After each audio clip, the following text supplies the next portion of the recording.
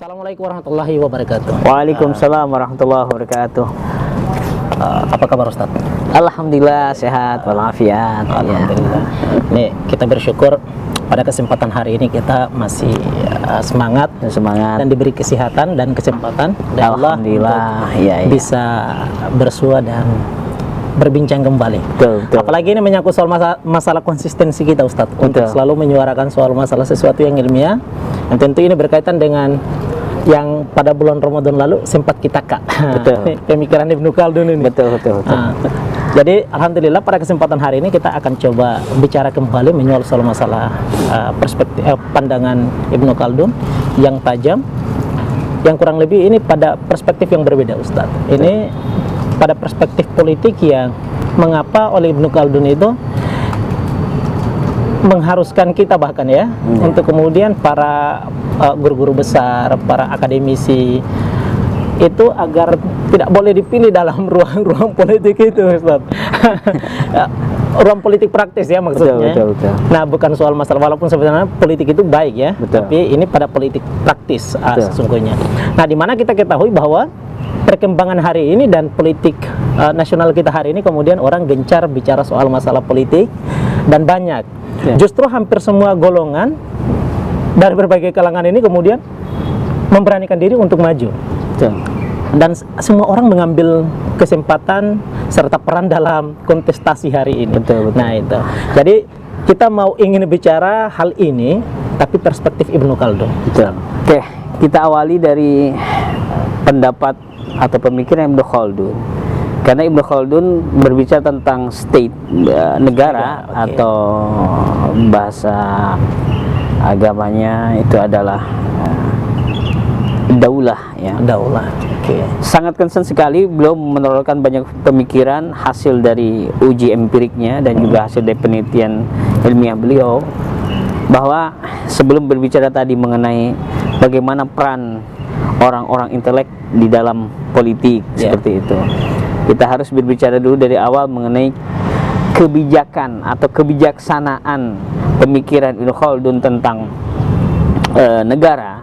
Siapakah orang-orang yang layak memimpin atau layak menjadi penguasa atau layak dia merawat negara? Kata beliau, pertama, orang yang layak untuk merawat negara itu, penguasa itu dia tidak akan mampu mengimplementasikan hal-hal yang besar bisa terwujud dengan baik kecuali dia harus mengimplementasikan dengan basis syariah, atau mungkin basisnya agama dan sebagainya. Jadi agama itu tidak boleh dipisahkan memang dari negara. Ini pemikiran Ibnu Khaldun ya. Jadi artinya sepaket dia ya, negara dan agama. Jadi agama negara itu satu paket, dia tidak boleh dipisahkan. Jadi penguasa dia bisa mengimplementasikan segala bentuk kebaikan, kebenaran. Dia harus punya basis kuat pula, yaitu dari basis syariah atau basis agama.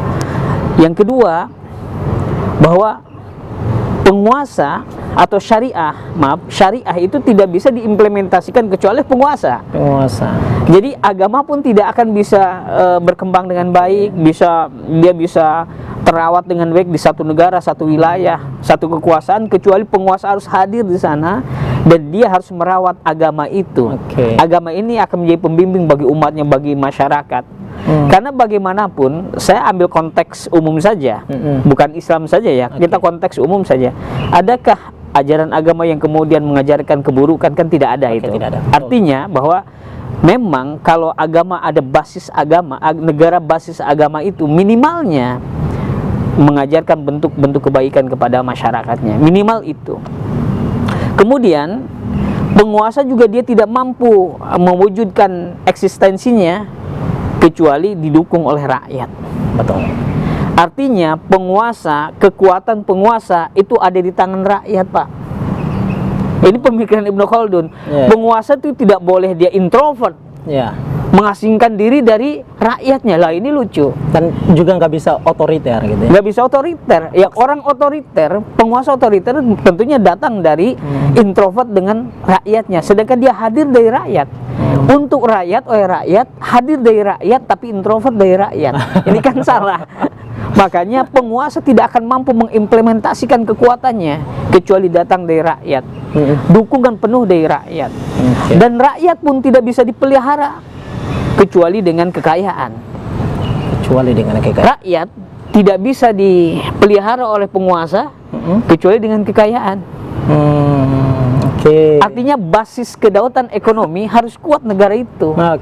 Negara carut marut dalam sisi finansialnya, dalam carut marut dalam ekonominya, ya tidak akan mampu dia menguasai negara. Dalam bahasa konstitusi kita, air, bumi semuanya dikuasai oleh negara, betul. Untuk keperluan rakyat. Betul. Nah, untuk keperluannya itu yang sekarang itu tanda tanya. Seluruhnya memang dikuasai, Pak. Tapi untuknya itu yang sekarang sudah jadi blur gitu, jadi nggak jelas kemana. Untuk siapa? Betul.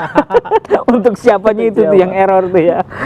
Nah, ini rakyat tidak bisa dipelihara oleh penguasa kecuali juga dengan kedaulatan ekonomi yang mumpuni, dengan finansial yang kuat. Negara tidak bisa hadir mampu merawat rakyat hanya dengan semboyan dan janji-janji palsu, kan tidak bisa. Artinya ini semuanya saling keterikatan, ya? Saling keterikatan. Rakyat dipelihara dengan kekayaan. Kekayaan tidak akan muncul, kata Ibnu Khaldun, tidak akan dicapai kecuali dengan pembangunan. Oh, berarti betul.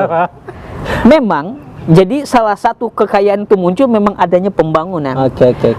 Memang salah satu ciri negara itu sudah terus berkembang peradabannya. Di dalam teori Ibnu Khaldun, memang kelihatan betul kemajuan di taraf hidup di satu wilayah tersebut. Masyarakatnya memang sudah naik dalam sisi perekonomian, kemudian pembangunan yang dicetuskan oleh negara juga sangat banyak, dan itu banyak bermanfaat, banyak membantu. Artinya banyak membantu rakyat untuk mensejahterakan dirinya. Dan memang negara hadir di dalam mensejahterakan rakyatnya sebagai fasilitator. Betul, fasilitator, dan dia harus mampu menghadirkan pembangunan. Rakyat, kekayaan tidak akan bisa dicapai kecuali dengan pembangunan, dan pembangunan tidak akan bisa dicapai kecuali dengan keadilan. Nice. Kalau nggak ada keadilan, tidak bisa. Korupsi banyak. Betul. Saya tidak ngomongin partai ya. Artinya betul-betul justice, ya. Betul. Keadilan ini. Al-insaf, ya, yang harus al-adl harus dihadirkan oleh pemerintah, oleh penguasa terhadap rakyatnya, agar pembangunan juga berjalan dengan lancar. Pembangunan yang tidak sia-sia, pembangunan yang tidak membabi buta. Ini membabi buta ini yang paling haram, sudah membabi buta lagi ya. Ini pembangunan membabi buta, mengeluarkan ongkos negara yang sangat besar, hasilnya tidak ada. Kas negara habis, tapi kemudian pembangunan nihil misalnya. Kelihatannya saja misalnya megah, padahal tidak ada. Tidak ada untuk rakyat misalnya. Betul sih, ya, memberikan donasi ini, distribusi ini, pembangunan ini, tetapi tidak bisa menyentuh kepada rakyat kecil misalnya. Yang bisa disentuh hanyalah elit-elit saja yang bisa merasakan itu. Contohnya misalnya. Nah, tentunya ini pembangunan yang kurang pada tataran keadilan. Pembangunan yang hanya saja mendongkrak lifestyle-nya penguasa saja. Iya. Dan ini tentunya ada kesalahan fatal. Ada yang artinya begini, rakyat itu seolah-olah diberikan satu janji besar misalnya oleh penguasa tentang pembangunan, padahal pembangunan itu bisa dirasakan oleh segelintir orang, tetapi banyak mengambil atau menguras finansial, menguras APBN misalnya. Mengambil keuntungan di situ. Betul, sudah menguras anggaran, bisa diambil juga keuntungan hanya oleh segelintir orang misalnya. Ya, tentunya itu tidak masuk pada tataran keadilan. Pembangunan tidak akan pernah tercapai sesuai dengan standar pembangunan yang merata kecuali di atas keadilan. Nah, keadilan ini, kata Ibnu Khaldun, adalah menjadi mizan. Mizan itu kriteria Allah menilai hambanya. Jadi penguasa pertama, dia dimintai pertanggungjawaban adalah tentang keadilan dia di dalam memimpin rakyatnya. Itu yang paling besar, dan itu yang paling berat memang. Kita disclaimer dulu, Ustaz. Betul. Jadi bahwa keadilan ini menjadi mizan, ya. Betul. Menjadi kriteria. Allah mengukur pemimpin-pemimpin itu, ya, dan dengan keadilan itu. Betul. Jadi ketika suatu hari, di hari pertanggungjawaban itu, maka yang pertama ditanya adalah soal masalah keadilan dia di dalam memimpin. Ya, kita lihat saja misalnya contoh-contoh pemimpin besar, ya, tokoh-tokoh besar, Ya. baik itu tokoh di dalam sisi agama Islam misalnya, atau mungkin tokoh-tokoh dunia, Betul. pasti yang akan sering menonjol ketika dia memimpin adalah adilnya, betul tidak? Betul, betul. Pasti betul, itu. Betul. Bagaimana dia menempatkan sesuatu pada tempatnya, bagaimana dia tidak curang terhadap, jangankan untuk rakyatnya, untuk dirinya saja dia tidak bisa curang, apalagi untuk rakyatnya. Katakanlah Umar bin Abdul Aziz begitu, Alright. Oh, Masya Allah. ya kan? Ya, ya, ya. Ketika ada yang datang orang ke rumahnya itu, Assalamualaikum ya Khalifah, kemudian dia ajak bicara, sebentar, ini masalah siapa? Masalah pribadi. Oh, ini masalah pribadi. Dia matikan itu lampunya, dia matikan. Loh, kenapa dimatikannya Khalifah? Oh, ini lampu saya ambil pakai uang Baitul Mal. Wah. Nah, sedangkan yang kita bicarakan ini adalah masalah urusan pribadi kita. Saya tidak mau pakai itu. Oh, ngeri. Ya kan? Ini rasa adilnya dulu lah yang bisa diambil tuh. Alright. Seperti itulah. Waduh, ini keren. Ini kalau sudah menyentil perspektif Umar bin Abdul Aziz, Berat itu ya. berat. Nggak bisa lah. Betul. Walaupun kemudian tidak satu periode ya. Tidak 5 tahun tahun, setengah, iya. ya. Tidak 5 tahun. Iya, setengah Tapi, periode lah ya iya, kalau di kita. berasanya kiamat sudah di depan mata gitu kan. Iya, Iya. betul, Luar biasa memang. Iya, ini sebetulnya ini menjadi tantangan untuk semua pemimpin gitu Betul. ya. Nih. Tapi ya sudahlah, kita menerima bahwa setiap zaman itu dengan dengan tantangannya masing-masing, dengan ujiannya, dengan orangnya masing-masing gitu. Orang yang berbeda-beda. Artinya kita mengamini hal itu, tapi bukan berarti untuk menuntut kita untuk tidak bisa berbuat adil. Oh, kan, bisa, gitu. sangat bisa, karena keadilan ini teori terakhir. Keadilan ini adalah hal yang wajib dilaksanakan oleh penguasa sebagai bentuk tanggung jawab besar di hadapan Tuhannya. Betul. Ini quote terakhir nih. Quote terakhir adalah penguasa wajib, sangat wajib dan bertanggung jawab melaksanakan keadilan di dalam kepemimpinannya. Jadi bukan lagi barang boleh tidak atau mudah-mudahan bisa berbuat adil, bukan, tapi harus dia. Betul. Bagian dari hal dia memimpin negara. Nah, ini semua ya 8 kebijakan atau 8 pemikiran Ibnu Khaldun tentang penguasaan terhadap negara. Jadi Ibnu Khaldun mengatakan pilih dia orang yang mampu melakukan itu. Oke.